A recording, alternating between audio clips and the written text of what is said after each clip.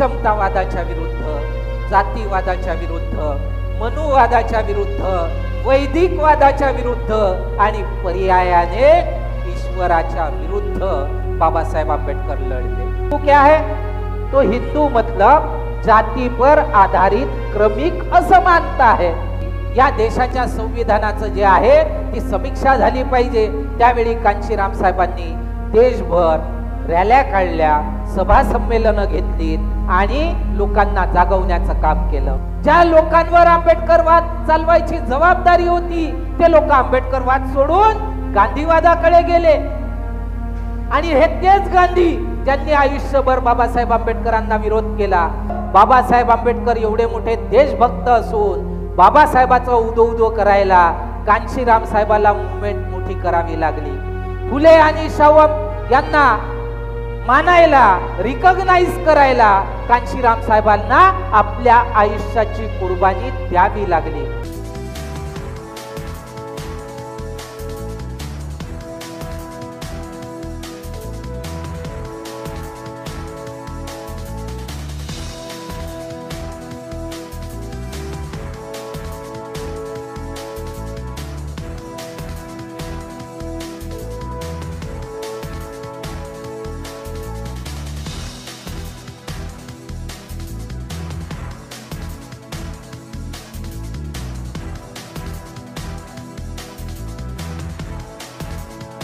दिवसेंदिवस समाजाचा प्रतिसाद हा देखील मिळतो आहे आणि या परिषदांच्या माध्यमातून मास मोबिलायझेशन आपण करू शकतो खूप मोठ्या प्रमाणात।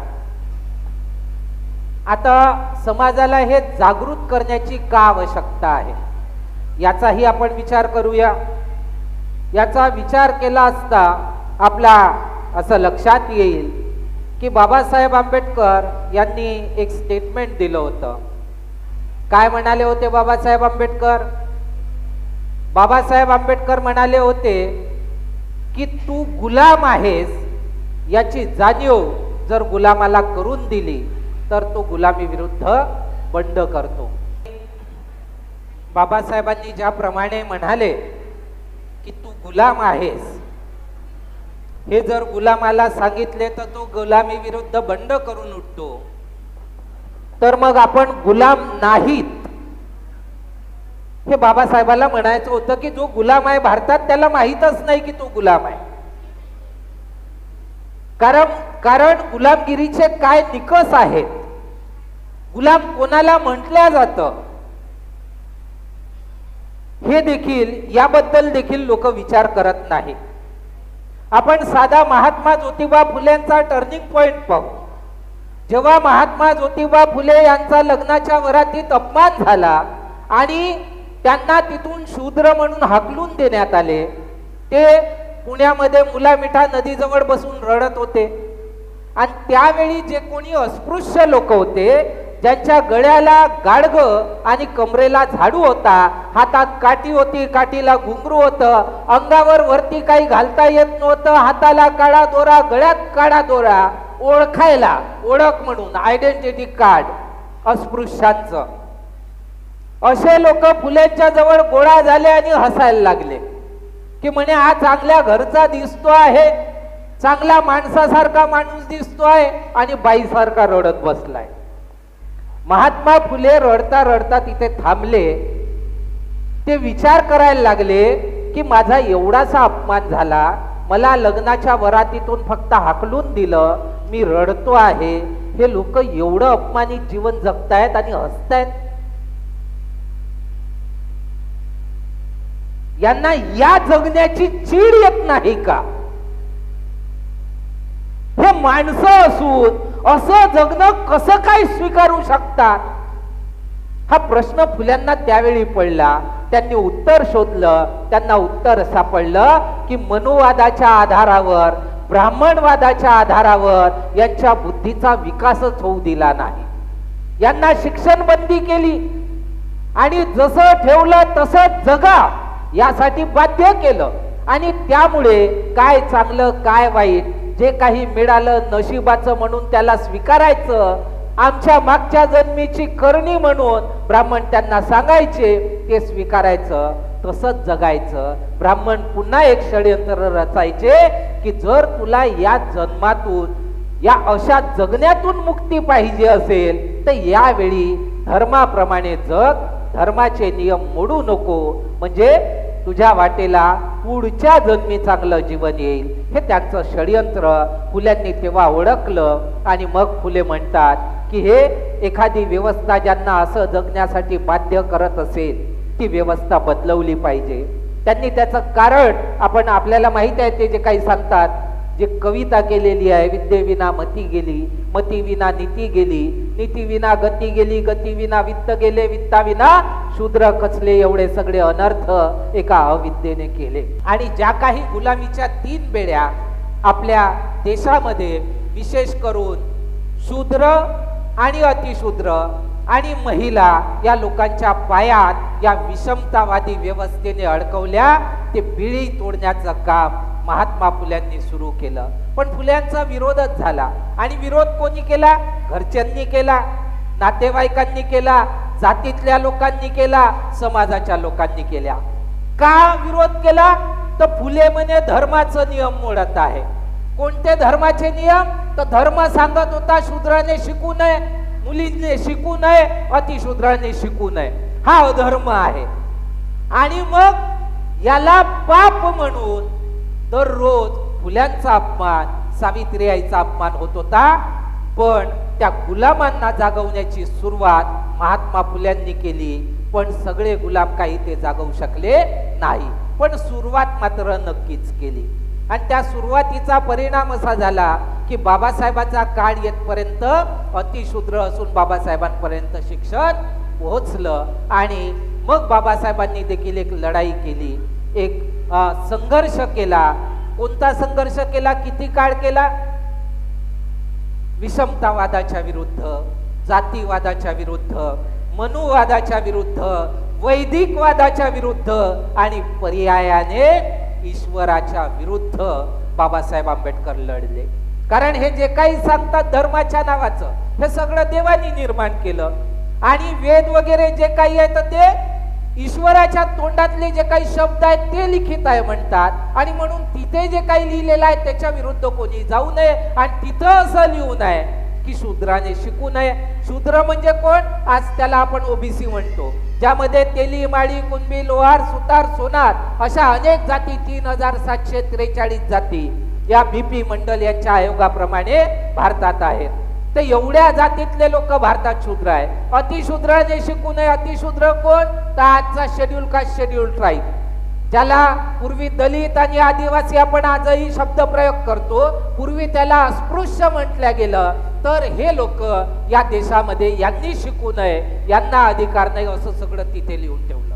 का लिहून ठेवलं? त्याच्या मागचा इतिहास एक लंब आहे, शॉर्ट मध्ये मी सांगेल. पण अशा पद्धतीने एक व्यवस्था निर्माण केली आणि त्या व्यवस्थेवर अभिमान करायला शिकवला. आणि म्हणून या व्यवस्थेवर, म्हणजे जाती व्यवस्था या देशामध्ये, त्यावर अभिमान केला जातो. त्याला धर्म नाव आहे. धर्माचा मूळ गाभा जाती व्यवस्थेमध्ये आहे. आणि जाती व्यवस्था ही क्रमिक असमानतेवर आधारित आहे, त्यामध्ये उच्च नीचता आहे. म्हणून आजही काही पोरं पोरी इंजिनिअरिंग, MBBS शिक्षण घेत असतील तर तुम्ही पहा की आपले मुलं जात सांगताना बिचकतात, आदिवासींचे मुलं जात सांगताना बिचकतात, शेड्यूल कास्ट, शेड्यूल ट्राईबचा आहे सांगताना मागे पुढे पाहतात. पण ब्राह्मण मोठा अभिमानाने सांगतो, मग तो ब्राह्मण, आणि लगेच म्हणतो त्या पोरापोरीला, तुम्हालाही अनुभव आला असेल, शाळा कॉलेजमध्ये सगळे जाऊन चुकलेले आहे, लगेच सोबत काय म्हणतो, मैं ब्राह्मण हूं लेकिन मैं जातीवाती में नहीं मानता. म्हणजे आपली सिंपती गेन करून टाकतो. मग आपल्यासारखे, माझ्यासारखे लोक इथं नाही का जे ज्ञान वाटतात, तर हे पोरांनी ऐकलं, अरे ते अमुक सर तर वेगळं सांगत होते आणि माझा अनुभव तर वेगळा आहे, हात जाती पाती पाडत नाही, असं आपल्या मनात येते. मग जेव्हा हे आपल्या मनात येते तर दुसरा एक प्रश्न विचाराव की या देशात त्याच SC ला, त्याच ST ला, त्याच OBC ला जेव्हा त्यांच्या संख्येच्या अनुपात नोकरी द्यायची वेळ येते तर विरोध कोण करते? हा प्रश्न देखील आपण स्वतःला केला पाहिजे. या SC ST OBCच्या लोकांना जेव्हा MBBS मध्ये ऍडमिशन मिळत असते तर विरोध कोण करते? हाच जो म्हणते मैं जाती में नहीं मानता, हाच विरोध करतो ना, हाच भडकवतो ना. तर अशा पद्धतीने हे लोक मोठे म्हणजे शातीर लोक आहेत. हे शब्द जाळे विणून लोकांना फसवतात आणि त्या जाळ्यामध्ये आमचा समाज अडकतो. आणि म्हणून ही जी व्यवस्था आहे क्रमिक असमानतेवर आधारित, पूर्वी वर्ण व्यवस्था होती, ब्राह्मण, क्षत्रिय, वैश्य, शूद्र, अतिशूद्र. या व्यवस्थेचे 3 लोकांना फायदे झाले, ब्राह्मण, क्षत्रिय, वैश्याला, शूद्र, अतिशूद्र आणि महिला या लोकांना नुकसान झालं. पण या व्यवस्थेवर अभिमान करायला ते सगळ्यांना शिकवतात आणि मग सगळे म्हणतात की गर्व से कहो हम, काय म्हणतात, गर्व से कहो हम हिंदू है. आणि हिंदू क्या है? तो हिंदू मतलब जाति पर आधारित क्रमिक असमानता है. जब हम उस पर गर्व करते हैं इसका मतलब हम इस पर भी गर्व करते हैं.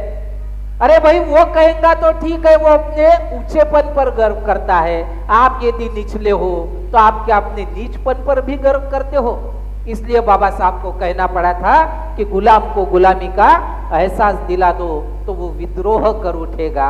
तर ते काम आपल्याला करायचं आहे. ते बाबासाहेबांनी 40 वर्ष या व्यवस्थेविरुद्ध संघर्ष केला आणि आम्हाला हक्क अधिकार मिळवून दिले.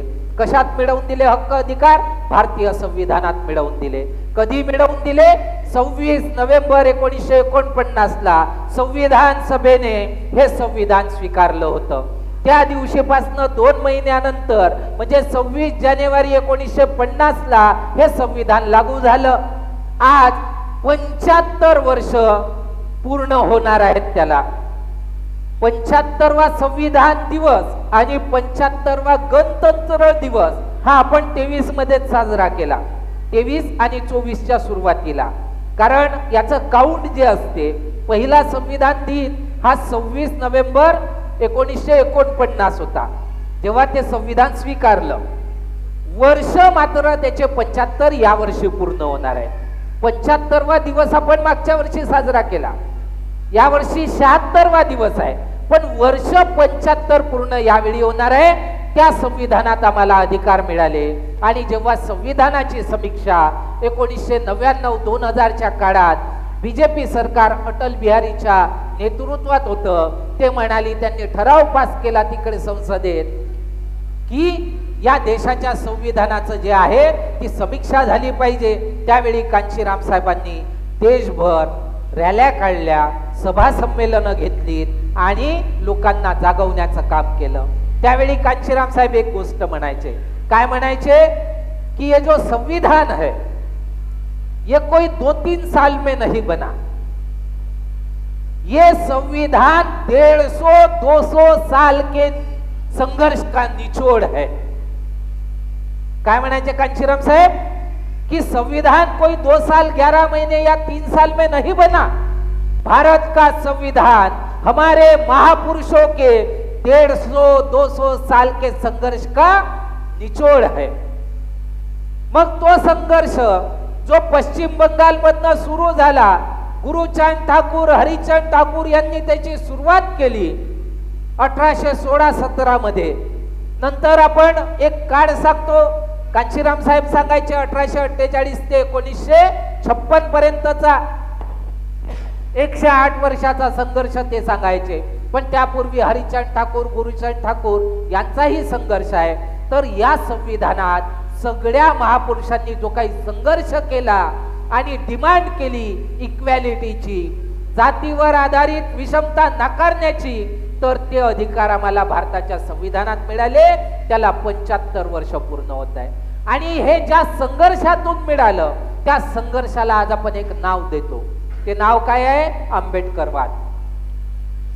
संघर्ष हरिचंद ठाकूर, गुरुचंद ठाकूरने केला. संघर्ष फुले शाहू आंबेडकर, पेरियार, गाडगेबाबा, अण्णाभाऊ साठे, बिरसा मुंडा अशा अनेक लोकांनी केला. जोगेंद्रनाथ मंडलनी केला. पण संघर्षाला आपण आज नाव काय देतो आहे? आंबेडकरवाद. आता त्या आंबेडकरवादामुळे कालचे जनावरापेक्षा नीच गणलेले लोक आज माणसात आले. मी महात्मा फुल्यांचं उदाहरण सांगितलं महात्मा फुलेंचे वडील चांगले होते, घरचे चांगला धंदा चांगला होता त्यांचा फुलाचा, आणि म्हणून चांगला मोठा वाडा आजही आहे. आपण जातो पुण्यामध्ये फुले वाडा, त्या काळात एवढा मोठा वाडा तो प्रिझर्व केला आता गव्हर्नमेंट स्मारक म्हणून, तर तसाच ठेवलेला आहे. त्या काळात तेवढा मोठा वाडा म्हणजे सदन होते. महात्मा फुले सदन होते. महात्मा फुले रडत असताना त्यावेळच्या अस्पृश्यांचा उल्लेख मी केला. कसा होता त्यांचा पहनावा? अंगात वरती पुरुष जो असेल तर वरती काही नाही घाले, काळा धागा, गळ्यात काळा कडदोडा म्हणतो तो, कमरेला कडदोडा, फाटकं मडकं धोतर, हातात काठी असलीच पाहिजे, काठीला घुंगरू असलंच पाहिजे. का तर चालताना अस्पृश्य येत आहे, बाकीच्यांना आवाज गेला पाहिजे यासाठी. गळ्याला गाडगं, कमरेला झाडू, असे लोक त्यावेळी आम्ही होतो. आणि या महापुरुषांनी संघर्ष केला. तर कालचा माझा पूर्वज फाटक्यात होता, आज मी त्या वंशातला माणूस सुटाबुटात आहे. हा जो बदलाव झाला यासाठी संघर्ष झाला. आणि जिथे संघर्ष असतो तिथे त्रासही असतो. तो त्रास कोणी सहन केला? तो फुल्यांनी केला, सावित्रीआईने केला. त्यांना शिव्या श्राप देण्यात आले. त्यांना जेव्हा विरोध झाला, जर त्यावेळी सावित्रीआई थकल्या असत्या, हारल्या असत्या, माघार घेतली असती की मला शिव्या देतात, मी एवढं चांगलं काम करतो तरी मी नाही करत हे काम, हा बदल झाला नसता. हा बदल झाला नसता. तर जे लोक शिव्या श्रापाला, मारायला घाबरत नाही, भीत नाही आणि चांगलं काम करत राहतात, तेव्हा बदल घडतो. आणि बदलावासाठी, परिवर्तनासाठी जेही काम करतात त्यांना निश्चित विरोध होतो. आणि विरोध घरातून होतो. फुल्याच्या बापाने विरोध केला की हे काम सोड, नाही तर घर सोड. काय अवस्था झाली असेल हो त्या गोविंदाचे? त्यांच्याच दुकानावर काम करणारा मुनीम, एक ब्राह्मण, त्यानं कान भरले कत्य पोट्ट धर्माचं काम करत आहे. आणि बाप त्याच्या बहकाव्यात आला. आजही कानाफुसी चालते म्हणून हे सांगत आहोत. याच्या कानात जातील, अहो तो तसा करते, तो तसा करते, असं नाही करायला पाहिजे. अबे काम पाहणं. फुले मात्र त्यांचा आपल्या कामावर विश्वास होता, एक निश्चय होता. सावित्रीआईचा आपल्या कामावर विश्वास होता, एक निश्चय होता. आणि म्हणून त्या विरोधाला हे लोक जुमानले नाही आणि काम करत राहिले. घर सोडणं बापाचं पसंत केलं, काम सोडलं नाही. आणि जेव्हा घर सोडलं तर घरासोबत बापही सोडला. काय सोडलं? बापही सोडला, पण काम सोडलं नाही फुल्यांनी. हे लक्षात घ्या. ज्या लोकांना खरंच काम करायची इच्छा आहे, विरोध करणारे लोक कधीच काम करणारे नसतात, हे लक्षात घ्या पहिले. आणि जे लोक काम करतात ते विरोध नाही करत, ते कामच करतात. याचंही एक उदाहरण सांगतो. कांशीराम साहेबांना जेव्हा दिसलं की ही चळवळ एवढी वाढली होती, बाबासाहेब आंबेडकरांनी एवढ्या उंचाईवर नेऊन ठेवली, जे 2000 वर्षात कोणाला जमलं नाही ते बाबासाहेब आंबेडकरांनी करून दाखवलं भारतीय संविधानाच्या माध्यमातून. पण त्या संविधानाची अंमलबजावणीच होत नाही. ज्या लोकांवर आंबेडकरवाद चालवायची जबाबदारी होती ते लोक आंबेडकरवाद सोडून गांधीवादाकडे गेले. आणि हे तेच गांधी ज्यांनी आयुष्यभर बाबासाहेब आंबेडकरांना विरोध केला. बाबासाहेब आंबेडकर जेव्हा इंग्रजांकडून 1930, 31, 32 मध्ये तिथे लंडनला जाऊन अधिकार आणतात भारतीय अस्पृश्यांसाठी, आदिवासींसाठी, त्यावेळी गांधी आमरण उपोषणाला बसतात. 16 ऑगस्ट 1932 ला आम्हाला कम्युनल अवॉर्ड सँक्शन झाला होता.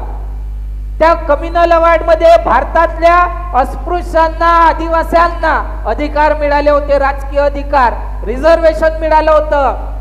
गांधींनी इंग्रजांना पत्र लिहिलं, हे तुरंत रद्द करा. इंग्रज म्हणाले रद्द होत नाही. गांधी म्हणे नाही तर मी आंदोलन करीन. इंग्रज तरी म्हणाले की रद्द होत नाही, आम्ही काही नाही करू शकत आता.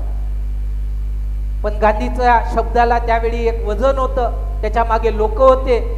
कारण असे लोक नाही का आज जसे बुवा बाबा सोंग करतात, काही चमत्कार करण्याचं दाखवतात, लोकांना मूर्ख बनवतात, तसे तेही थोडेसे होते. तर त्याच्यामुळे लोक त्यांच्या मागावर होते. इंग्रजांना वाटलं की याने जर विरोध केला तर आम्हाला सत्ता चालवणं चुकीचं होईल, तर इंग्रजांनीच मार्ग दाखवला त्यांना, गांधीला, का आम्ही तर काही नाही करू शकत, पण डॉक्टर आंबेडकरांना जर लिखित मध्ये दिलं तर मात्र आम्ही विचार करू. म्हणजे इंग्रजांच्या मागे जो गांधी झोंबला होता, इंग्रजांनी त्याला बाबासाहेबाकडे वळवून टाकलं आणि मग गांधीचा मोर्चा बाबासाहेबाकडे वळला. गांधी आणि बाबासाहेब आंबेडकर. गांधी बाबासाहेबाला म्हणतात अधिकार सोडा, बाबासाहेब म्हणतात सोडत नाही. गांधी म्हणतात सोडा नाही तर आमरण उपोषण करीन, बाबासाहेब म्हणतात काय करायचं तर करा, सोडत नाही. गांधीनं तारीख डिक्लेअर करून टाकली, 19 सप्टेंबर 1932च्या रात्री मी आमरण उपोषणाला बसेल. सगळीकडे देशभर एकच मुद्दा, ते इंग्रजांच्या विरोधात वगैरे काही नाही. त्या काळात भारतामध्ये संघर्षाचा एकच मुद्दा, गांधी विरुद्ध आंबेडकर. आणि बाबासाहेबांची समजूत काढायला त्या 19 सप्टेंबरला दुपारी मुंबईच्या चेंबर ऑफ कॉमर्स मध्ये एक मीटिंग झाली, एक सभा झाली. त्या सभेला ते हिंदू महासभेची वगैरे मंडळी होती आणि तिथे बाबासाहेबाला समजवण्यात येते की तुम्ही माघार घ्या, गांधी ऐकत नाहीये. गांधीजी ऐकत नाही, ते तर महात्मे ना, आणि महात्मे आपला शब्द कसा पलटेल, तो म्हणेल तेच खरं, त्याने शब्द पलटला तर मग त्याचं महात्मे पण कमी होते ना. तर ते ऐकत नाही, तुम्हीच माघार घ्या, कारण तुम्ही महान नाही, ते महान आहेत. असंच आहे ना भारतात, तेव्हाही तसंच होतं, आजही तसंच आहे. ते महान आहेत, तुम्ही महान नाही. त्यांच्या महानपणाचं कारण काय, आंदोलन करून राहिले, असं करून राहिले, तसं करून राहिले. तुम्ही एवढ्या डिग्र्या घेतल्या, ते महान नाही, कारण तुम्ही जातींनीच आहात ना. त्यावेळी त्या 19 सप्टेंबरच्या वेळी बाबासाहेब तिथे म्हणतात की मला सामोरच्या विजेच्या खांबाला अडकून फाशी जरी दिली तरी मी हे अधिकार सोडणार नाही. एकीकडे गांधी म्हणतात की तुम्ही अधिकार सोडले नाही तर मी आमरण उपोषण करीन. आमरण उपोषण म्हणजे मरेपर्यंत उपोषण, म्हणजे मरून जाईन पण अधिकार मिळू देणार नाही अस्पृश्यांना, आदिवासींना. आणि दुसरीकडे बाबासाहेब म्हणतात की मला समोरच्या विजेच्या खांबाला अडकवून फाशी जरी दिली तरी अधिकार सोडणार नाही. या पद्धतीचा त्यावेळचा संघर्ष होता. पण शेवटी ती मीटिंग संपते, गांधी उपोषणाला बसतात. 4 दिवसात प्रकृती बिघडते, देशात दंग्यासारखे हालात होतात. बाबासाहेबांच्या ऑफिसवर मोर्चे येतात, दगडफेक होते, विरोधातले नारे लागतात. देशद्रोही आंबेडकर गांधीचे लोक बाबासाहेबाला म्हणतात. देशद्रोही काऊन, तर राष्ट्रवादाचा ज्याने ठेका घेतला त्याच्या विरुद्ध आहे म्हणून देशद्रोही.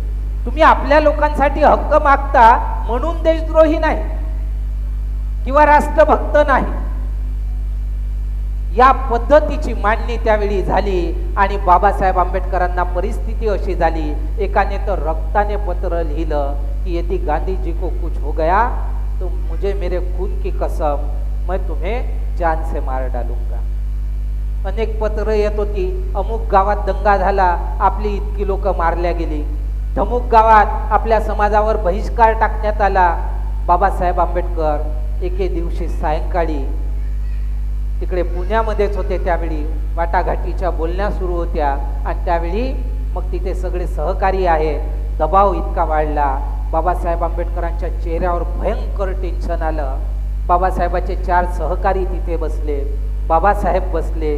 बाबासाहेब त्यावर विचार करता करता चूप आहेत, काहीच बोलत नाही. आणि मग एकदम बोलतात की म्हणे जर या याच्यात ते पत्र वगैरे वाचलं रक्ताचं, आणि या संघर्षामध्ये जर माझ्या जीवाला काही बरं वाईट झालं तर माझ्या समाजाचं कसं होईल, किंवा गांधीच्या जीवाला काही झालं तर या देशात दंगली होतील आणि आमचे लोक मारल्या जातील, माझे लोकच उरणार नाही, तर हे अधिकार ठेवून मी काय करेन. आणि बाबासाहेब ढसा ढसा रडतात. हा इतिहासही माहित पाहिजे न हो. त्या नीलाताईने एक मगाशी मस्त शेर म्हटला सुरुवातीलाच कि जिस गांव में बारिश नहीं होती उस गांव की फसल बर्बाद होती है, और जिस समाज को उसका इतिहास नहीं पता होता उसकी नस्ल बर्बाद होती है. आणि आम्हाला आमच्या इतिहासाशी काही घेणं देणं नाही. आम्हाला म्हणजे इथे बसलेल्या लोकांना नाही म्हणत, इथे बसलेली प्रत्येक व्यक्ती आज मेहनत करून सकाळी लवकर उठून या कार्यक्रमाच्या पूर्वी मेहनत करून लोकांकडे जाऊन लोक गोळा करून त्यांना महत्व समजवून इथे उपाशी तापाशी बसून चळवळीच्या नावाने आम्ही एक दिवस उपाशी राहू शकतो. नाही भेटलं खायला तर परवा नाही, पण बाबासाहेबाची अस्मिता मोठी आहे, बाबासाहेबाची चळवळ मोठी आहे, आंबेडकर वाद मोठा आहे. आज बाबासाहेब जिवंत नाही तर काय झालं? बाबासाहेब जर आम्ही डोक्यात घेतला तर त्या काळामध्ये कोणी असं म्हणतात, मी एका भाषणात ऐकलं होतं की बाबासाहेब म्हणाले होते की dead Ambedkar is more dangerous than alive. हे आपण सिद्ध करू शकतो आज. आता मला त्याचा पुरावा नाही सापडला कोणत्या पुस्तकात म्हटलं तर, पण एक चांगला अभ्यासूच व्यक्ती बोलला होता एका भाषणात. काय म्हणाले होते Babasaheb? Dead Ambedkar is more dangerous than alive. मेलेला आंबेडकर जिवंत आंबेडकरापेक्षा जास्त खतरनाक होईल. पण ते केव्हा होईल? जेव्हा एका बाबासाहेबातला आंबेडकर, त्यांच्या डोक्यातला आंबेडकर हजारो लाखो डोक्यामध्ये जन्म घेईल, तेव्हा dead Ambedkar will be more dangerous than alive हे नक्की होईल. त्यासाठी बाबासाहेब आंबेडकरांचे विचार, आंबेडकरवाद हा लोकांच्या डोक्यात रुजवावा लागेल. तो इतिहास लोकांना सांगावा लागेल, जो इतिहास या देशात मनुवादाने कधीही पुस्तकात शिकवला नाही, ज्या इतिहासाला दफनवण्याचं काम केलं, ज्या लोकांचं समाज घडवण्यात, देश घडवण्यात काही योगदान नाही, त्यांना मोठे मोठे अवॉर्ड दिले, त्यांच्या जयंत्या साजऱ्या केल्या. का म्हणून? कारण त्या लोकांनी त्यांचं ऐकलं, त्यांची चमचेगिरी केली, म्हणून त्यांचं भलं केलं. आणि विशेष म्हणजे ते लोक एका विशिष्ट जातीतले होते, म्हणून त्याच लोकांचा या देशामध्ये उदो होतो. बाबासाहेब आंबेडकर एवढे मोठे देशभक्त असून बाबासाहेबाचा उदो करायला कांशीराम साहेबाला मुवमेंट मोठी करावी लागली. फुले आणि शाहू यांना मानायला, रिकॉग्नाइज करायला कांशीराम साहेबांना आपल्या आयुष्याची कुर्बानी द्यावी लागली. की हा आंबेडकरवाद आपल्याला मुलांच्या डोक्यात, महिलांच्या डोक्यात, पुरुषांच्या डोक्यात रुजवायचा आहे. आणि ते रुजवण्यासाठी अशा कार्यक्रमांची नितांत आवश्यकता आहे. अश्विनताईंनी त्याचा मगाशी उल्लेख केला की आज 4 वाजतापासून नागपूरचे लोक उठलीत, कामाला लागली. चंद्रपूरचेही लोक 4-5 वाजता उठले असतील, रात्री उशिरा झोपले असतील. रात्री 12 वाजेपर्यंत मला वाटतं काहीतरी बॅनर वगैरेचं काम चंद्रपूरमध्येही सुरू होतं. तर या पद्धतीने एक कार्यक्रम करायला खूप सारी मेहनत लागते आणि हा कार्यक्रम जास्त आवश्यक आहे. का आवश्यक आहे? कारण आंबेडकरवाद जिवंत राहिला तर आपण माणसात राहू. ज्या दिवशी आंबेडकरवाद मागे सरला त्या दिवशी रसातळाला जाऊ. आणि रसातळाला जाऊ म्हणजे काय होते? रसातळाला जाऊ म्हणजे पूर्वस्थिती आहे. काय या देशामध्ये विषमतावादी लोक, मला जायला यायला जागा या देशामध्ये विषमतावादी लोक आजही जुनी व्यवस्था आणू पाहतात. आजही आम्हाला शिक्षण नाकारायचं, नोकऱ्या नाकारायच्या, आम्ही जर अशा सुटाबुटात असलो की त्यांच्या पोटात दुखायला लागतं. ही व्यवस्था बदलवण्यासाठी ते लोक आजही प्रयत्न करत आहेत, मोठ्या प्रमाणात प्रयत्न करत आहेत. आणि माणुसकी टिकवून राहावी म्हणून फुले शाहू आंबेडकरांचा विचार घेऊन आम्हीही लोक प्रयत्न करत आहोत. बाबासाहेब आंबेडकरांनी 24 सप्टेंबर 1944 ला मद्रास येथील भाषणात म्हणाले होते की Indian history is nothing but struggle between Buddhism and Brahmanism. भारताचा इतिहास दुसरं तिसरं काही नसून बुद्धिझम आणि ब्राह्मणिझम यांच्यातील संघर्ष आहे. मग या संघर्षाचं कारण काय आहे? संघर्षाचा मुद्दा काय आहे? बाबासाहेब त्या भाषणात सांगतात की संघर्षाचा मुद्दा एवढाच आहे की सत्य काय आहे. मग सत्याची व्याख्या ब्राह्मणिझमचे लोक वेगळी करतात, बुद्धिझमचे लोक वेगळी करतात, म्हणजे बुद्ध वेगळी करतात.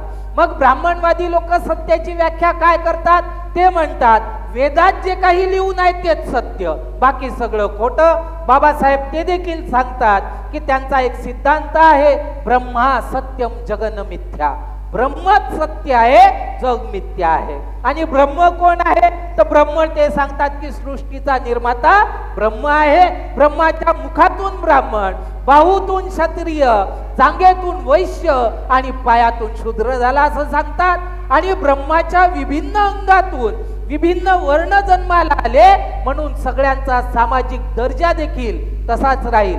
ब्राह्मण मुखातून झाला, मुख वर आहे, तर त्याचा सामाजिक दर्जा मोठा राहील. शूद्र पायातून झाला तर तो नीच आहे, त्याचा दर्जा सामाजिक खालचा राहील. आणि अतिशूद्र जो आहे म्हणजे शेड्यूल कास्ट आणि शेड्यूल ट्राईब हे लोक तर अवर्णच म्हणाले ते लोक, आणि अवर्ण आहेत तर वर्ण व्यवस्थेच्या बाहेर. वर्ण व्यवस्थेच्या बाहेर म्हणजे याला एक शब्द प्रयोगही केला, बेकार शब्द प्रयोग आहे की महिला आणि अतिशूद्र अवर्णता आहे, पाप योनीतून जन्म झाला असा शब्द प्रयोग त्यांच्याबद्दल करण्यात आलेला आहे. आणि म्हणून यांचे सगळेच अधिकार नाकारले. यांना फक्त गंदे काम करायसाठी वापरून घ्या. जसा बैल वापरतो ना शेतकरी, एक दिवस पोळ्याला त्याची पूजा करतो, बाकी दिवस त्याला राबवतो है ना. तर यांना राबवून घ्या आणि गंदे काम यांच्याकडून करून घ्या. यांच्याकडून संडास साफ करून घ्या, यांच्याकडून घर साफ करून घ्या, यांच्याकडून नाल्या साफ करून घ्या आणि यांना शिव्या द्या. तुम्हाला घरात भांडण झालं असेल, राग आला असेल तर समाजात जा, एखादी अस्पृश्य पकडा, झोडा त्याला, राग काढा त्याच्यावर. याच्यासाठी ते केल्या गेलं. आणि हे सगळं प्रमाणित करण्यासाठी लिहिण्यात आलं तुलसीदास लिखित जे रामायण आहे. रामायण दोन लिहिल्या सांगतात, एक वाल्मिकी लिखित आणि एक तुलसीदास लिखित. वाल्मिकीच्या रामायणाला ते मानत नाही म्हणतात जास्त, आणि तुलसीदासाच्या रामायणाला मानतात म्हणतात. आणि त्याच्यामध्ये एक श्लोक आहे, ढोल गवार शूद्र पशु नारी य सब ताडन के अधिकारी. ताडन म्हणजे पीटणे के होते. कोण कोण? ढोल, गवार, शूद्र, पशु आणि नारी. ढोल पिटल्याशिवाय आवाज करतो का? तर त्यांचं असं म्हणणं आहे शूद्र अतिशूद्र पिटल्याशिवाय व्यवस्थित राहत नाही, म्हणून झोडा. आणि यांना झोडणं जायज आहे. म्हणून आमच्यावर जेव्हा अत्याचार होतात तर या देशात नॅशनल न्यूज बनत नाही. अश्विनताईने उल्लेख केला त्याचा की निर्भया एखादी असेल, त्यांच्या समाजातल्या एखाद्या मुलीवर अत्याचार होत असेल तर नॅशनल न्यूज बनते. पूर्ण देशातल्या लोकांना वाईट वाटते, आम्हालाही वाटते. आम्ही माणसं आहोत, जनावर नाही. एखाद्या महिलेवर अत्याचार होत असेल त्याचा आम्ही निषेध करतो, त्याला वाईट म्हणतो. पण केवळ तुमच्या महिलेवर अत्याचार होत असेल तर आम्ही त्याला वाईट म्हणत नाही. आमच्याही महिलेवर अत्याचार होत असेल आम्ही त्यालाही वाईट म्हणतो, पण तुम्ही त्याला वाईट म्हणत नाही. ही तुमची दोगली नीती आहे. का? कारण त्यांच्या ग्रंथात तसं सांगितलं आहे, झोडा ताडन के अधिकारी. अनेक नियम त्यांनी असे बनवले आणि या नियमांमध्ये आमचा सत्यानाशच लिहिला आहे. मग बाबासाहेब म्हणतात की त्यांची सत्याची व्याख्या कोणती? तर वेदात जे काही लिहून आहे ते सत्य. आणि मग बुद्धाची सत्याची व्याख्या कोणती? तर बुद्ध म्हणतात तर्कांवर तपासून पहा, इंद्रियांवर तपासून पहा आणि इंद्रियाला जे कळतं ते सत्य. आता सांगा काय सत्य? देशात भांडण आहे म्हणतात बाबासाहेब. भांडण ब्राह्मणवाद आणि बुद्धिझम मध्ये आहे म्हणतात. भांडणाचा मुद्दा हा आहे म्हणतात की खरं काय आहे. आणि ब्राह्मण म्हणतो की जे काही वेदात लिहून आहे ते खरं आहे, आणि बुद्ध म्हणतात की जे काही इंद्रियांवर तपासून पाहता येते ते खरं आहे. आता तुम्हीच सांगा कोणत्या गोष्टीला आपण मान्यता देऊ? बुद्धाच्या गोष्टीला मान्यता देऊ. श्वास घेऊन चांगला सुगंध येत असेल तर सुगंध म्हणू, आणि गंदी बदबू येत असेल तर वास म्हणू, वास येते त्याचा गंधा. हे इंद्री नाकाची श्वासाची इंद्री जी आहे, सुंगण्याची शक्ती, ती इंद्री सांगून राहिली ना, है ना? असंच असेल ना. ही खुर्ची आहे, खुर्ची म्हणू. टेबल आहे तर टेबल म्हणू. दगड आहे तर दगड आहे तर काय म्हणू? म्हणता का? हा, खुर्ची आहे तर खुर्ची म्हणू, टेबल आहे तर टेबल म्हणू, दगड आहे तर काय म्हणू? म्हणता का? असं का? आता ते एक साथ सुरू आहे.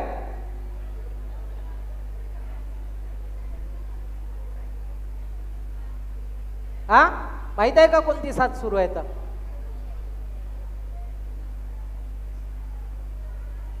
1997 मध्ये आम्ही कॉलेजला होतो त्यावेळी दूध पिला दूध पिला दूध पिला म्हणत होते. आणि भयाळासारखे चालले दगडाला दूध पाजाले.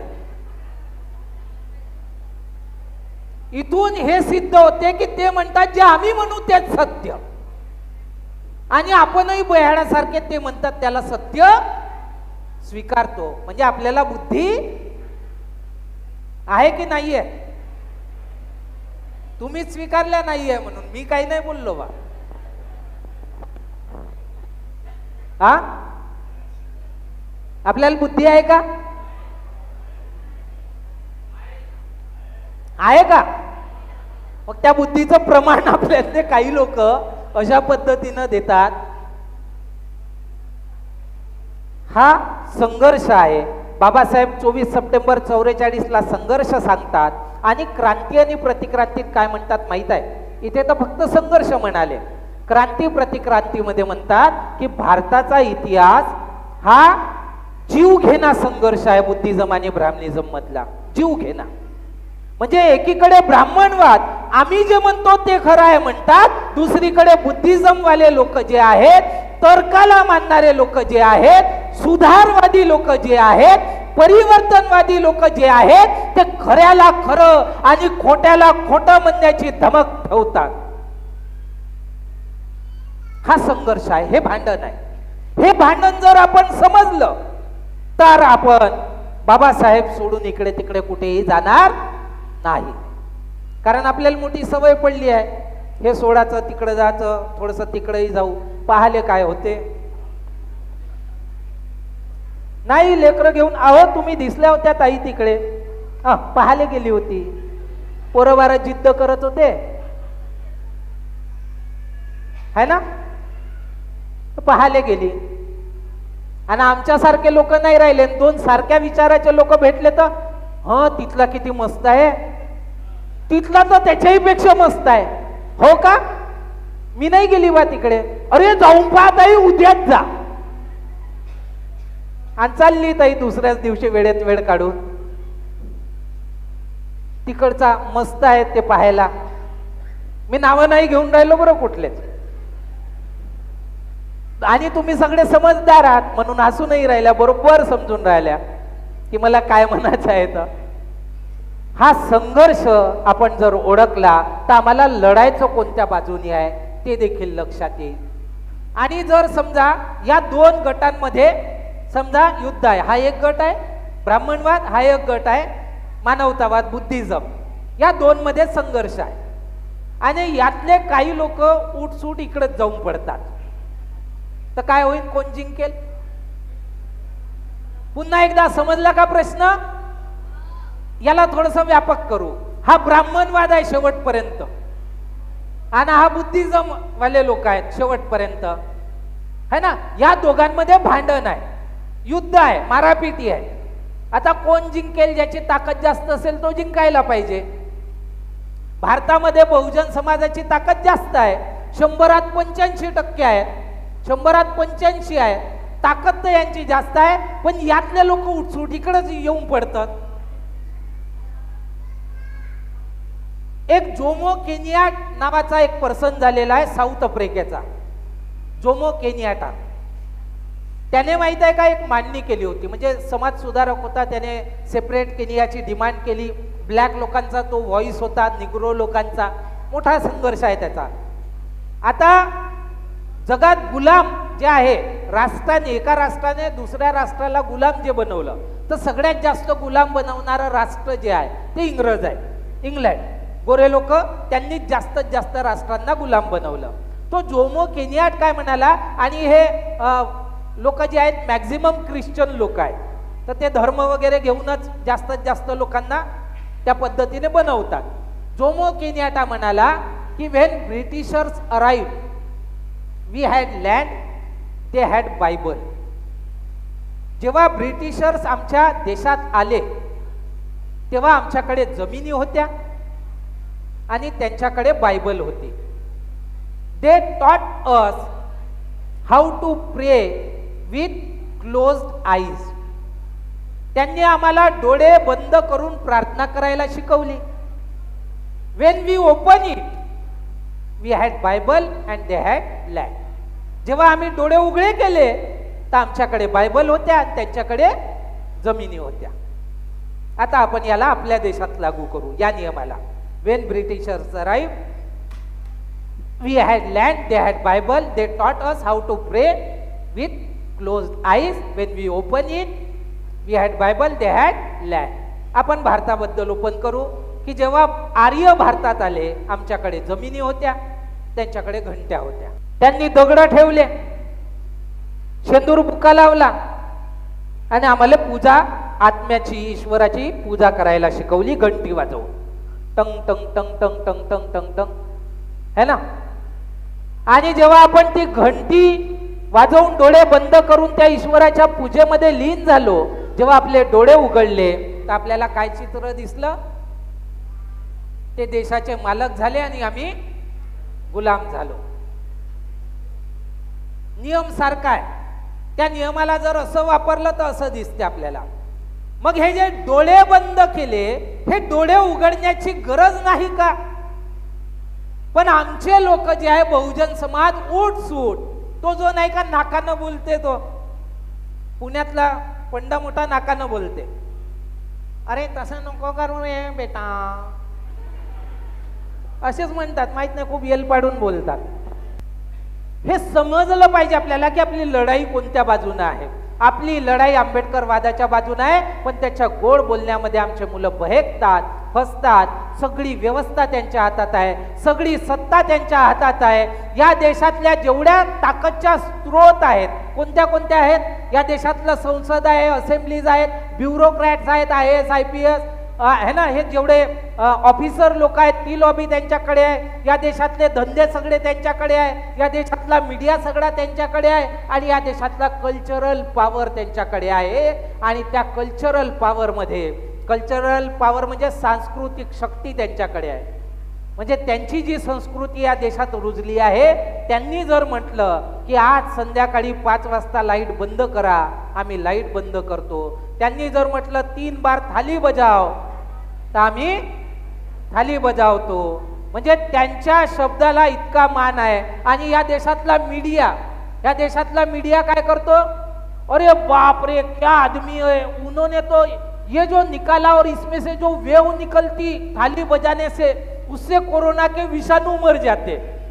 आणि आम्ही बह्याडा त्याच्यामध्ये विश्वास करतो कि वो थाली और जो चम्मच या बेलन है, तो उसको ये करने से जो वेव निकलती उससे कोरोना के विषाणू मर जाते. आणि मग काही व्हिडिओ व्हायरल झाले त्यावेळी सोशल मीडियावर, अच्छा कोरोना मरते का? तर एका पोट्ट्यानं काय केलं? कोपर आणलं आणि एक बास आणलं, आणि हा बास घेऊन त्या कोपरवर जोर जोरात मारून राहिला, जा कोरोना, जा कोरोना. आणि तो व्हिडिओ खूप व्हायरल झाला, पाहिला असेल तुम्ही, काही लोकांनी बघितला असेल. म्हणजे इतके बैलबुद्धी आहोत. या देशात आम्हाला बैलबुद्धी किंवा दगड बुद्धी बनवून ठेवण्यासाठी एक यंत्रणा काम करते. ते असं कशासाठी करते? कारण त्यांना आपलं वर्चस्व टिकवून ठेवायचं आहे. त्यांचं वर्चस्व कसं टिकून राहील? त्यांना असं वाटते की बाकीच्या लोकांना गुलाम बनवून ठेवलं तर आपलं वर्चस्व टिकून राहील. आणि त्यासाठी ते लोक सतत काम करतात. आपली संस्कृती टिकवून ठेवण्यासाठी खूप सारे त्यांनी सण सुरू केले. खूप ते सण संस्कृती बळकट करतात. संस्कृती धर्माला बळकटी आणते, धर्म जातीवादाला घट्ट करतो आणि जातीवाद आम्हाला गुलाम बनवतो. या देशात जेव्हा माझ्या नावासोबत कास्ट महार लागते त्या क्षणी माझ्या सत्यानाशाची वाटचाल सुरू होते. आज नाही, पूर्वी.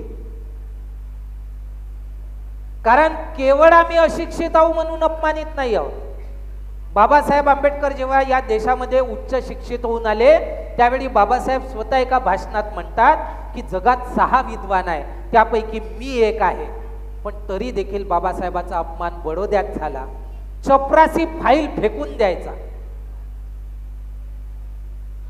बाबासाहेब अधिकारी, अकाउंट्स ऑफिसर आणि तो पिऊन चपरासी, पण फाईल देखील फेकून द्यायचा. कारण काय होतं?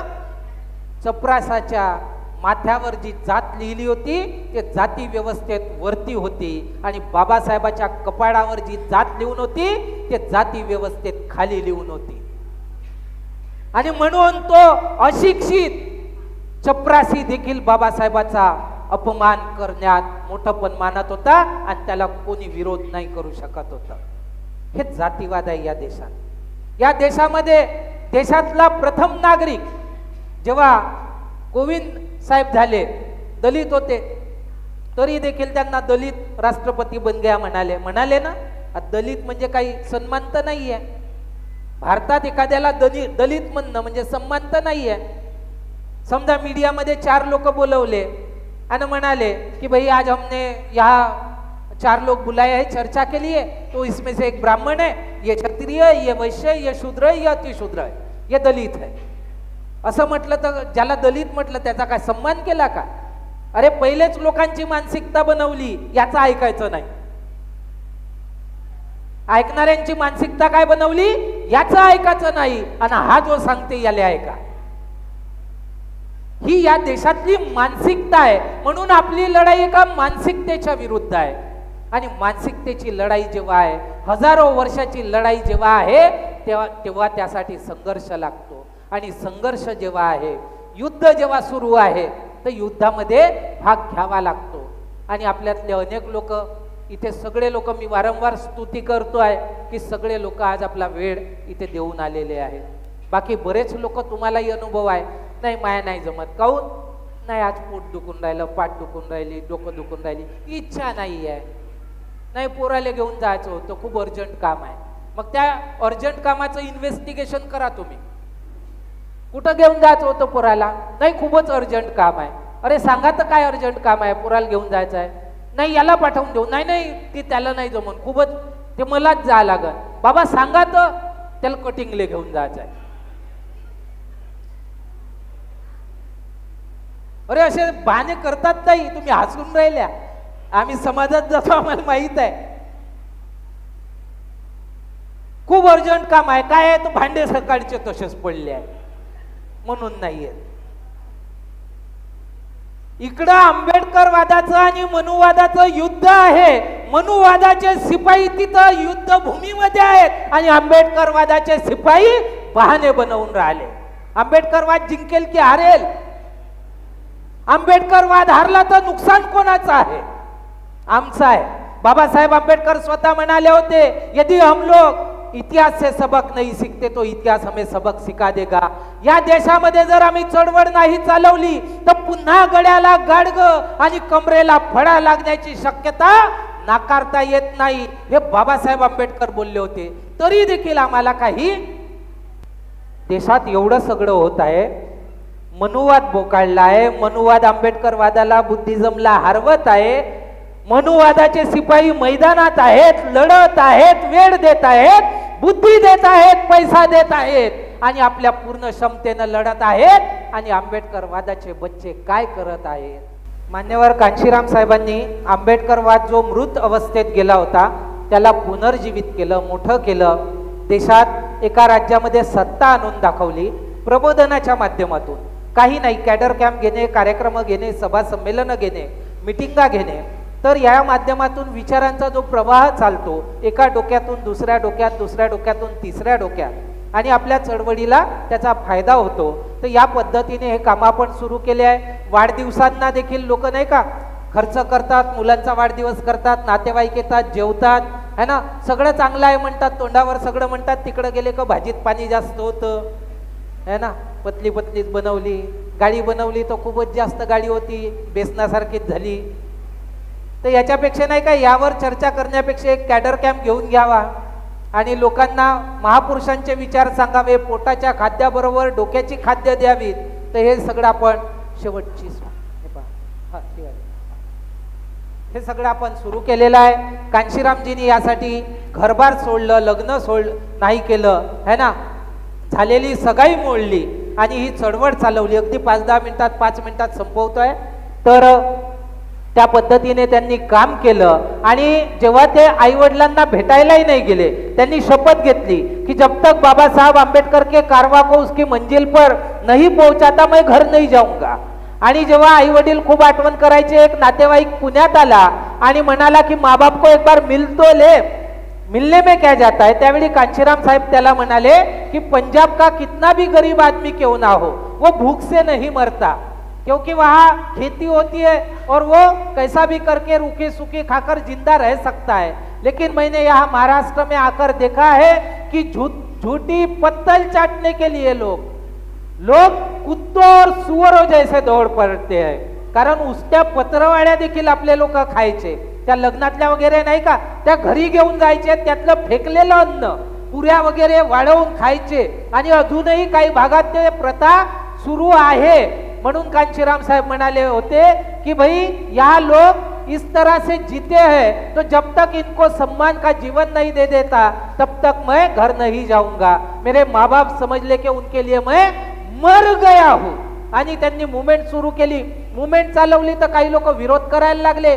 आरपीआयचे विशेष करून लोकांचे जेवढे लोक होते, मोठे मोठे नेते होते, एक दिल्लीला बैठक झाली आणि त्यांनी असं ठरवलं की भाई कांशीराम ये बाबा साहब का नाम डुबा रहा है. क्यों? क्योंकि ये बाबा साहब के नाम से मूवमेंट कर रहा है. आणि ते लोक सगळे त्यावेळी काँग्रेसमध्ये गेले होते. तर कांशीरामजी जे काही सांगत ते लोक एक्सपोज व्हायचे. तर त्यामुळे मग ते लोक विरोधात गेले आणि कांशीरामजीच्या विरोधात खूप काही लिहायला लागले. तर काही कार्यकर्त्यांना वाईट वाटलं. पेपरमध्ये बातम्या यायच्या की भाई कांशीराम तो गद्दार है, कांशीराम तो बाबा साहब की मूवमेंट खत्म करने का काम कर रहा है. याच्यावर लेख म्हणजे बाबासाहेबाचे लोक जो आंबेडकरवाद वाढवायला काम करतोय त्याच्या विरोधात लेख सिरीज चालवून राहिले. नागपूरचा जय भीम कवाडेच्या नेतृत्वात तिकडे LR बालीने ती सिरीज चालवली आणि जेव्हा कार्यकर्ते ते वाचायचे, भयानक लिहायचे. एक लेख तर असा सुद्धा लिहिण्यात आला, आधुनिक पुष्यमित्र शृंग कांशीराम. म्हणजे त्या काळात जे पुष्यमित्र शृंगानं बुद्धाची चळवळ बर्बाद केली, तर कांशीराम या काळात आंबेडकरवादी चळवळ त्याप्रमाणे बर्बाद करत आहे. हे आरपीआयच्या नेत्यांनी लिहिलं. तर यांना खूप राग आला. ते रागारागात कार्यकर्ते, कारण त्यांना असं झालं, हे समाजात जायचे, समाज यांना प्रश्न करायचा की कांशीराम के बारे में तो ऐसा कह रहे लोग. तर कांशीराम साहेबाकडे गेले आणि दाखवलं, साहब ये देखो आपके बारे में ऐसा ऐसा लिख करा रहा है. त्यावेळी उत्तर भारतात 9 राज्यात आंबेडकर मेला ऑन व्हील 2 महिन्याचा कांशीरामजी चालवत होते आणि इकडे ही सिरीज चालू होती विरोधातली. कांशीराम साहेबाला कार्यकर्ते चिडून आणि थोडंसं विनम्रपणे बोलले, चीड याचं का समाज असा लिहितोय तर त्यांना उत्तर द्या. समाजात संभ्रम पैदा होतोय कि भाई आप इनको जवाब क्यों नहीं देते, आप कुछ बोलते नहीं, इसका मतलब ये सब सच है. तर असं होत होतं. तर कार्यकर्ते म्हणाले, साहब आप इनको जवाब क्यों नहीं देते. त्यावर कांशीरामजीचं उत्तर आमच्यासाठी आजही प्रेरणादायी आणि मार्गदर्शक आहे. कांशीराम साहेब म्हणाले, मेरा काम ही मेरा जवाब है. काय म्हणाले कांशीराम साहेब? मेरा काम ही मेरा जवाब है. त्यांना उत्तर देत बसले असते साहेब तर काम नाही करू शकले असते. आज हे एवढ्यासाठी सांगावं लागतं की काही लोक सांगतात तुमच्याबद्दल असं म्हणतात, तुमच्याबद्दल तसं म्हणतात. तर भाई हम अपना काम कर रहे, बोलने वालों को बोलने दो, है की नाही. जे काम करतील त्यांनी एखाद्याचा विरोध करण्यापेक्षा आंबेडकरवाद वाढेल कसा यावर फोकस केलं तर जास्त बरं होईल, नाही का.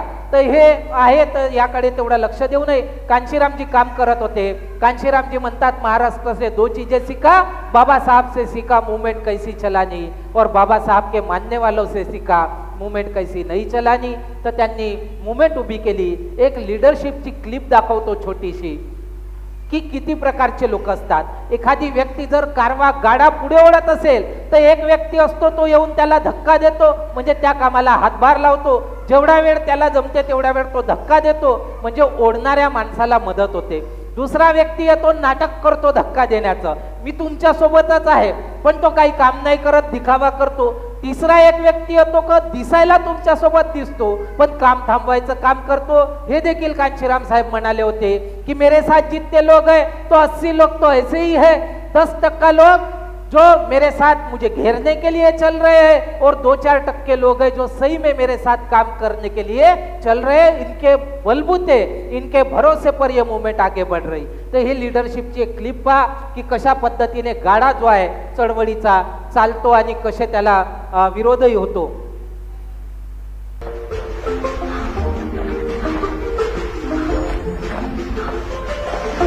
हा लीडर आहे, तो गाडा ओढत आहे.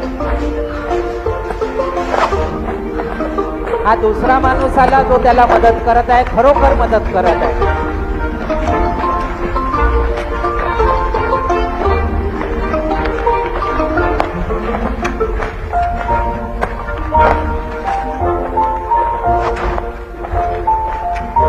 हा तिसरा माणूस आला, कुठं बसला पहा आणि नाटक काय करून राहिला.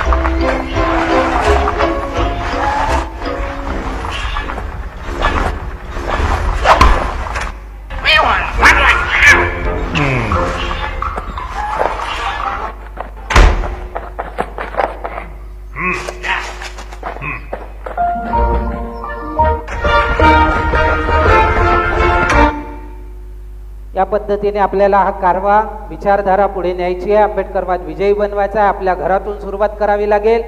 देशात बदल करायचा असेल तर आम्हाला स्वतःला बदलावं लागेल आणि स्वतः बदलू तेव्हा देश बदलवण्याची गोष्ट आपण स्वीकारू शकतो.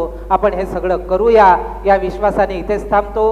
धन्यवाद. जय भीम, जय भारत. अतुल पाटील सर, महिलांनी चळवळीचा धुरा स्वतःच्या खांद्यावर घेणे का आवश्यक आहे? महापुरुषांनी महिलांकडून कोणत्या अपेक्षा केल्या आहेत यावर आपण विस्तृत मार्गदर्शन केले. इतिहासाचा दाखले देत आपण अतिशय उत्तम प्रकारे महापुरुषांचा विचार मांडून आम्हा महिलांमध्ये नवी उमेद आणि ऊर्जा भरलेली आहे. या सभागृहातील आम्ही सर्व महिला सभागृहाला गवाही देतो की मानवतावादी चळवळीचा रथ आम्ही पुढे नेणार म्हणजे नेणारच. नियमानुसार काही ठराव पारित करणे अगत्याचे असते.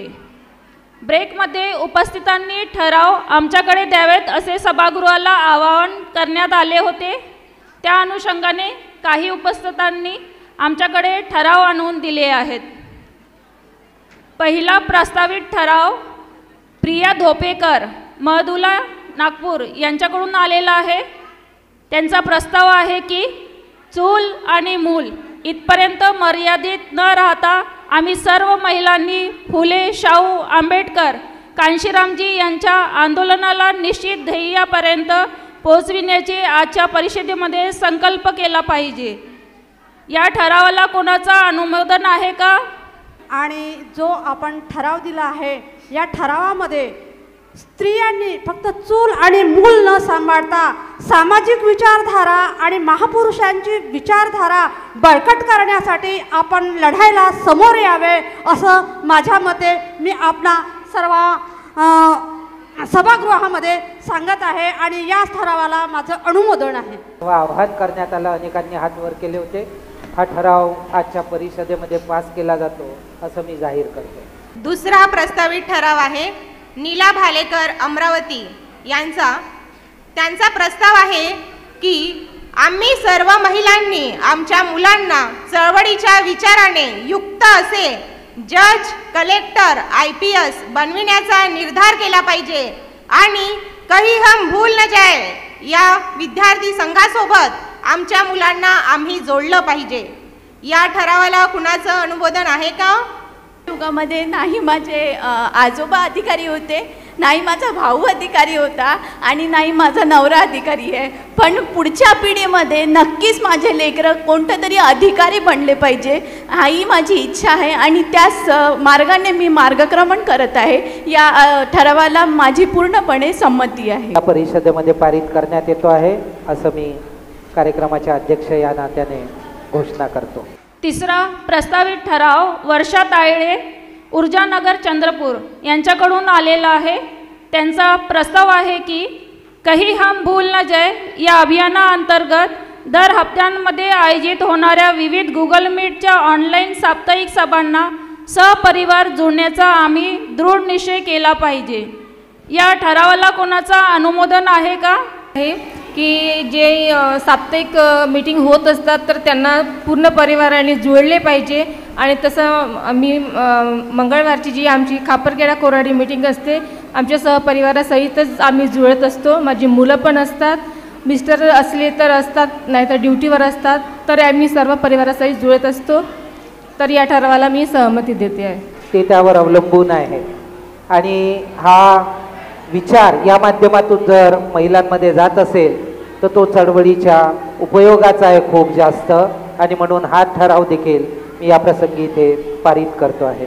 चौथा प्रस्तावित ठराव आहे सरिता सोमकुवर, खापरखेडा, नागपूर. त्यांचा प्रस्ताव आहे की आम्हा महिलांसोबत घरातील पुरुषांनी चळवळीत कार्य करावे. यासाठी आम्ही महिलांनी घरातील पुरुषांना उद्युक्त केले पाहिजे. त्याचप्रमाणे आमच्या मुलांना सुद्धा चळवळीच्या कार्यात सहभाग घेण्यास उद्युक्त केले पाहिजे. या ठरावाला कोणाचं अनुमोदन आहे का?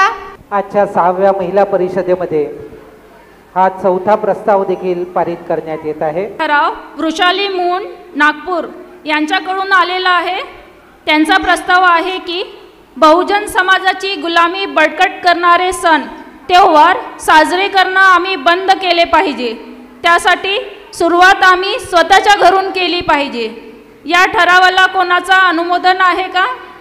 साजरे सण म्हणजे आपले जे 14 एप्रिलचं आहे किंवा आपले चांगले महामानवाचे जन्मदिवस आहे किंवा त्यांचे मृत्यू दिवस आहे, हे साजरे केले तर फार चांगलं होईल. आणि हे देवी देवतानं आपल्याला काहीच नाही दिलं, त्या देवी देवताच्या साजरे सण करून आपल्याला काही मिळणार नाही. फालतूचं नारळ फोडून किंवा ते कापूर जाळून काही हा सण आपला साजरा केला जाणार नाही असे मी म्हणत आहे. आपले चांगले सण हेच आहे की आपले महामानवाचे दिवस चांगले मानवले तर हे सण आपले खूप चांगले होतील. निश्चितपणे बहुजन समाजाला त्याची गुलामी बळकट करणारे सण त्योहार आपण त्यागले पाहिजे, ते बंद केले पाहिजे. आजच्या परिषदेमध्ये हा ठराव देखील पारित करण्यात येतो आहे. यानंतर महिला परिषदेच्या अंतिम टप्प्यामध्ये आपण आलेलो आहोत. तो टप्पा म्हणजे आभार प्रदर्शनाचा. उपस्थितांना नम्र विनंती आहे की कोणीही जागेवरून उठू नये, अनुशासन पाळावे. प्रियंका उंदीरवाडे मॅम, ऊर्जानगर, चंद्रपूर यांना विनंती करते की त्यांनी परिषदेचे आभार प्रदर्शन करावे व अध्यक्षांच्या परवानगीने परिषदेच्या समाप्तीची घोषणा करावी. मानवतावादी महामानवांना विनम्र अभिवादन करते. आदरणीय मंच आणि आपणा सर्वांना सप्रेम जय भीम. आजच्या महिला परिषदेला माननीय ॲडव्होकेट अतुल पाटील सर अध्यक्ष म्हणून लाभले. त्यांनी खूप सखोल आणि चशू उडवणारे आम्हा सर्वांना अध्यक्षीय मार्गदर्शन केले. त्यानिमित्त ॲडव्होकेट अतुल पाटील सरांचे खूप खूप आभार. आजच्या महिला परिषदेला माननीय ॲडव्होकेट अश्विनी मून मॅडम मुख्य मार्गदर्शक म्हणून लाभल्या. त्यांनी अनेक संदर्भाचे दाखले देत खूप उत्तमरित्या आम्हा सर्वांना मार्गदर्शन केले. त्यानिमित्त ॲडव्होकेट अश्विनी मून मॅडम यांचे खूप खूप आभार. महिला परिषदेसोबतच विद्यार्थी परिषद यशस्वीरित्या पार पडली. विद्यार्थी परिषदेला ॲडव्होकेट रितेश पाटील सर यांनी सखोल मार्गदर्शन केले. त्यानिमित्ताने ॲडव्होकेट रितेश पाटील सर यांचे खूप खूप आभार. विविध जिल्ह्यांमधून येऊन ज्या महिला प्रतिनिधींनी परिषदाच्या सभागृहासमोर आपलं वक्तव्य ठेवलं त्या सर्व महिला प्रतिनिधींचे मनापासून आभार व्यक्त करते. ज्या विद्यार्थ्यांनी उपस्थित राहून विद्यार्थी परिषद यशस्वीरित्या घडवून आणल्या त्या सर्व जिद्दी आणि कर्मठ कार्यकर्त्यांचे खूप खूप आभार. सभागृहामधील ज्या कार्यकर्त्यांनी परिषदेच्या ठरावांसाठी प्रस्ताव सादर केले त्यांचे सुद्धा खूप खूप आभार. त्याचप्रमाणे परिषदांची ॲडव्हर्टाइजमेंट, रेकॉर्डिंग आणि प्रसारण करणारे मीडिया पार्टनर, आवाज इंडिया TV, भोजनाची व्यवस्था करणारे कॅटर्स प्रशांत लांडगे, हेमंत शेंडे ऑर्केस्ट्रा साऊंड सर्व्हिस, स्नेहबंध सभागृह उपलब्ध करून देणारे CSTPSचे व्यवस्थापन आणि परिषदेचे बहुमूल्य क्षण कॅमेऱ्यामध्ये कैद करणारे फोटोग्राफर या सर्वांचे हार्दिक आभार व्यक्त करते. ज्या ज्या कार्यकर्त्यांनी दोन्ही परिषदांच्या यशस्वीकरता प्रत्यक्ष अप्रत्यक्षरित्या हातभार लावला त्या सर्वांचे खूप खूप आभार मानते. आणि ज्यांच्या उपस्थितीमध्ये या दोन्ही परिषदा यशस्वीरित्या पार पडल्या ते म्हणजे या सभागृहात विविध जिल्ह्यांमधून उपस्थित झालेले तुम्ही सगळे. तुम्हा सगळ्यांचे खूप खूप आभार मानते व अध्यक्षांच्या परवानगीने या दोन्ही परिषदेचा कार्यक्रम इथेच संपन्न झाला असे जाहीर करते. धन्यवाद. जय भीम, जय भारत.